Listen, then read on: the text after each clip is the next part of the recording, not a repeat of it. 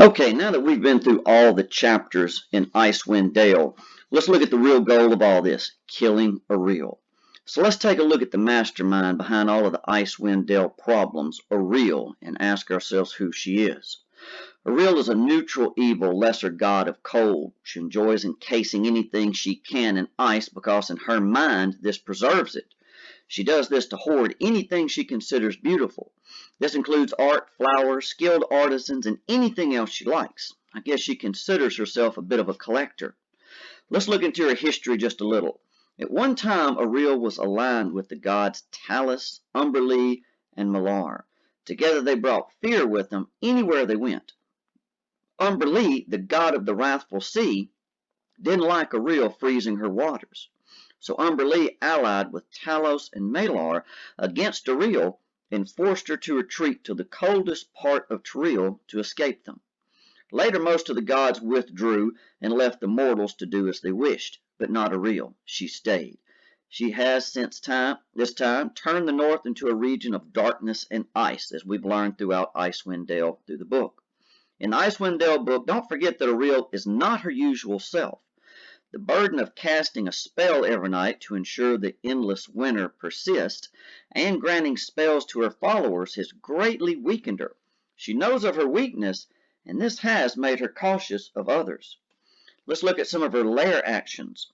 First of all, where is Auril's lair? Auril lives on the frozen island of Solstice, far out in the sea of moving ice. That's been discussed in an earlier chapter. Just getting to this island is a risk. Huge icebergs surround the island and slam into it from all directions. The many wrecked ships which are lying in the waters around are proof of these hazards. Not only is the island covered in a thick mist, but the island is moved at will by Auril, so you never know exactly where it's going to be. The island is shaped like a snowflake and has its own special effects. Anyone on the island will have a more difficult time resisting cold damage, and vision is limited to 200 feet because of a constant mist which is on the ground. In the center of the island, Auril has a fortress named Grimsakal. Her rock and other deadly creatures can be found there with her. Because of this and more things, it's a good idea to fight Auril in a location other than her island. While on the island, she has these following lair actions. 1. Auril instantly knows the locations and health of all creatures on her island, so surprise is out of the question. She knows how much damage each one has taken, how many levels of exhaustion they may or may not have, and what conditions are affecting them. 2. Auril can instantly teleport to any location on the island. If combat isn't going well, you better be able to lock her down. Third, Auril can telepathically communicate with any number of creatures she wills at once. Don't forget that she'll have minions on this island, and she can call them to her aid at any time. Now we need to look at her 3 forms. Don't forget, she doesn't have just one form to defeat. She's got 3. One thing to consider is that you can't just go through battle with Auril one time. When one of her forms is killed, she instantly reappears in a different form. She'll need to be killed 3 times, and each form has different strengths and weaknesses. If she escapes, she'll regain any lost form after a long rest, considering she had at least the last one. Auril's 3 forms. So as we said, if anyone wants to kill her in her weakened state, they will have to destroy each of the forms, all 3 of them in order. Even though as long as she has mortal worshippers, she will be reborn during the next winter solstice and be more powerful than what she is in Icewind Dale. But that shouldn't be a problem. Where the book has it, they ever defeat her, she should go on about her own business as long as they don't continue to meddle in her business. After finishing a long rest, Auril will regain any of those lost forms that someone may have destroyed. So if forms 1 and 2 maybe are destroyed, she can rest, gain them right back. Point is, once the players start an attack on her, they need to see it through to the end, or they'll just be forced to do it all over again. So let's look here at her first form. This is what you've seen before on the cover of the book. The first form is that of a 7-foot tall, hunched back biped with the head of a snowy owl, black talons, cloven hooves, and grayish-white wool fur covering her body from the neck down. This can be seen on the Icewind Dale cover or in the picture here. On her feathery owl head is a pair of curved goat horns. A cloak and cowl made of snow will cover her.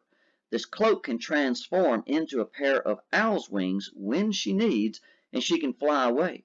Her worshippers refer to this form as the cold crone.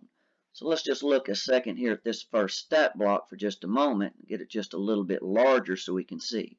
You can see her armor class is quite low. Hit points 95, not that much, but notice she has a fly speed because of that cloak.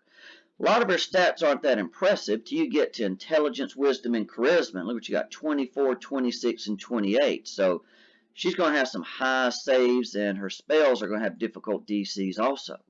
So you can see her saving throws, skills. Now look at this, damage vulnerability, radiant. So in the first form, radiant damage is probably best to use against her. And of course, she's got all these immunities just as you would expect. There's the telepathy and so on. You see divine being, she can't be surprised. So rogues, forget it right there. There's divine rejuvenation. When she drops to 0, this body will turn to slush and melt away, and she'll instantly reappear in her second form. There you can see her innate spell casting. All that's listed down in here, and you can see some of her spells like Misty Step, Control Weather, Ice Storm, Detect Thoughts. Those are all going to be very useful. Look at the legendary resistance. Twice a day she fails a save. She can just choose to succeed. So obviously that's going to make spell casting more difficult. She has advantage on all saving throws against spells and any magical effects. And of course she doesn't have to have food, water, drink, sleep, anything such as that. So if you look at her actions, her physical attacks are not impressive at all. You can see 1d8 plus 3 and so on. There's a 3d8 down here with a touch of frost and so on. So that gives you an idea of what you would expect with Form 1. So we've been over that. Let's look at the second form here. Let's see if we can get to that. All right, now here's a picture of her second form. Auril's second form is known as Lady Ice Kiss, or the Brittle Maiden. This form will be that of a 10-foot tall woman made entirely of ice. Her eyes burn with a cold blue light, and a thin cloak of mist surrounds her. Blades of ice grow out of her body, and her body crackles as she moves. Probably sounds a bit like cracking ice, I would think. Auril will use weapons made of ice to use in combat while in this form. So if we move from that picture and look at her second form, again, let's magnify a little bit right here. So there's the usual stuff. Now look, her armor class went up. So in her second form, she's going to be more difficult to hit. 16, still not all that impressive. Hit points have gone up to 136. You can see she's still got that high intelligence, wisdom, and charisma there. You may see a little change in strength or dex, something like that. But of course, her saves are going to remain solid. Look at her damage vulnerability now, fire. So again, it was radiant in the first form, fire in the second. So things change as she changes to a different form. And as usual, can't be surprised, the rejuvenation and so on down the line right there. She'll just reappear in her third form when this one's destroyed. There's her legendary resistance, huge right there. Just 2 saves anytime she feels like it. Again, there's her magic resistance. And here you can see her attack. So you can see an ice morning star and an ice dart there. Again, the damage is not all that high. There's cone of cold, a little bit more. Create ice methods. So again, she's going to call people to help her out right there, at least creatures that is. And there's her ice stasis. Auril magically creates a gem-sized ice crystal that hovers in space within 5 feet of her. Auril then targets a creature she can see within 60 feet of the crystal. Target must save on a DC 21 charisma saving throw or become trapped in the crystal and is immovable right there. If the saving throw succeeds, the crystal shatters, nothing happens.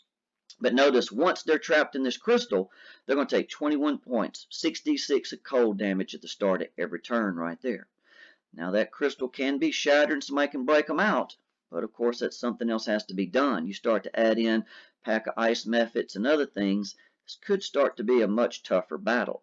So there's our legendary actions you can see right down here at the bottom. So there's what we've got with her second form.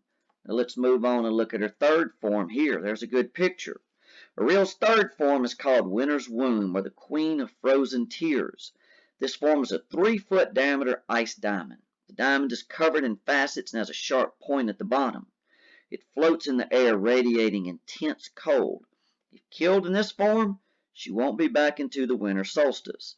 But let's look at this form right here. Again, let's enlarge it a bit. So there you can see the hit points are higher than the first one. I believe that's the same as the second one right there. She can fly around. There's all her high saves and immunities. But look at this. Damage vulnerabilities in her third form is thunder. So we had radiant, we had fire, we had thunder. When spellcasters prepare spells, that's something to think about with those vulnerabilities in the three different forms. So there's all the usual stuff you'd expect to see, but look at this frigid aura.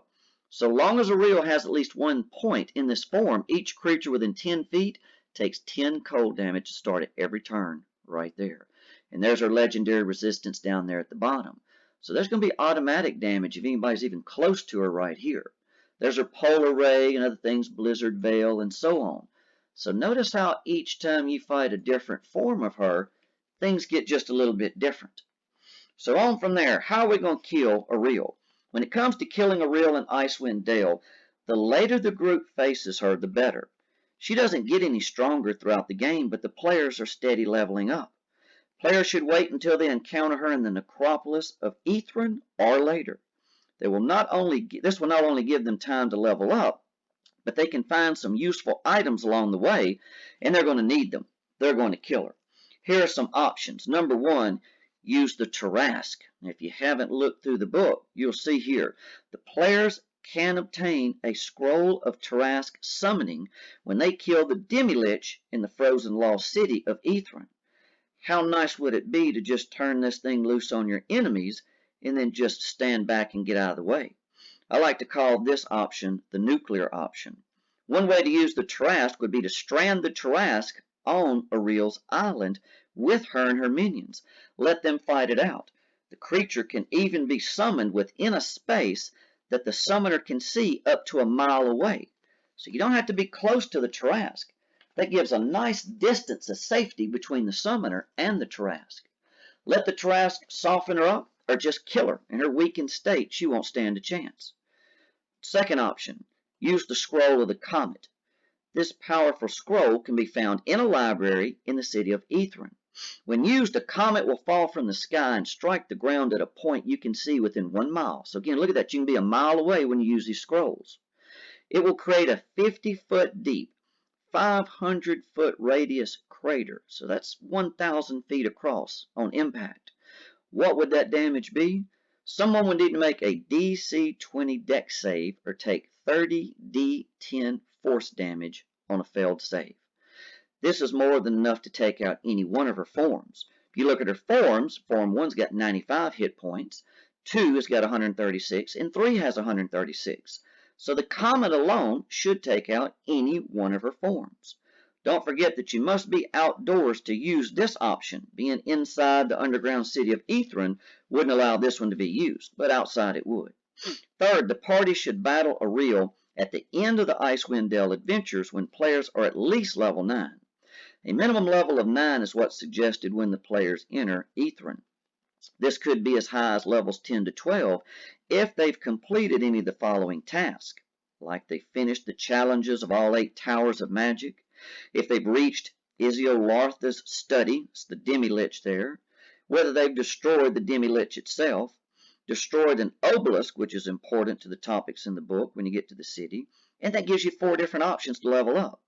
So now they will have advanced somewhere between 9 and 12 once they're in the city. That'll give them access to 5th and 6th level spells, so they stand a better chance. Remember, she doesn't keep getting stronger, but the players do. Another item which can be found in the Caves of Hunger just before the city of Ithran is Vladimir's Spark. This 25 feet long spear once belonged to a powerful frost giant who hunted white dragons. When he died, his spark was bound to the spear. If anyone in the party is a barbarian, fighter, monk, or ranger, and they touch the spear, they'll be slowly transformed into a 21 feet tall, 7,700 pound, 23 strength version of who they previously were. Essentially, they become a frost giant without being actually transformed into one and looking like one. You'll just be a larger version of yourself. This will be helpful to anyone who plans to engage Auril in melee. Another option they could do, raise an army. It may be possible for the party to form their own army if they feel it's needed. I don't think they do, but they want to, let them do it. Ragged Glacier people and Tin Town people have hundreds of fighters.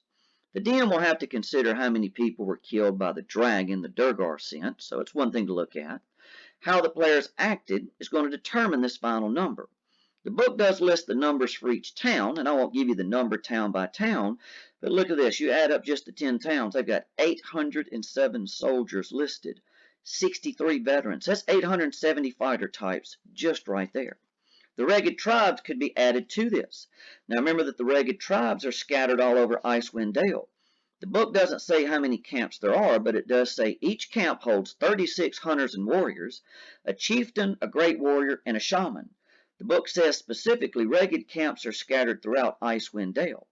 So let's say there's not but a dozen camps. I figure there's more than that, but let's say there's just a dozen. There's 40 fighters in each camp. So look at that, 12 times 40, 480. That gives you over 1,300 between these camps and the 10 towns. That's making for one heck of an army. I don't think this army's needed, but again, if the players want to do it, go for it. It would be an epic battle against a god. Legends and tales will be told of that battle and the leaders for hundreds of years.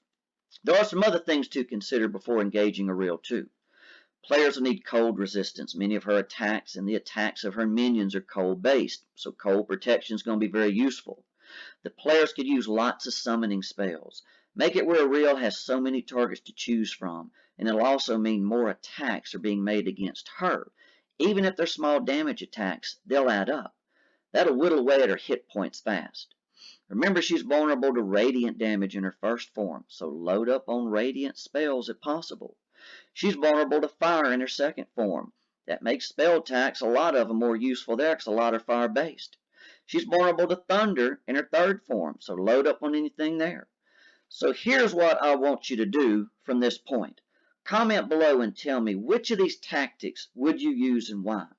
Comment below and tell me which of these tactics you wouldn't use and why. Also tell me what else you would use to kill Auril. The possibilities are endless. Until then, good luck and good gaming.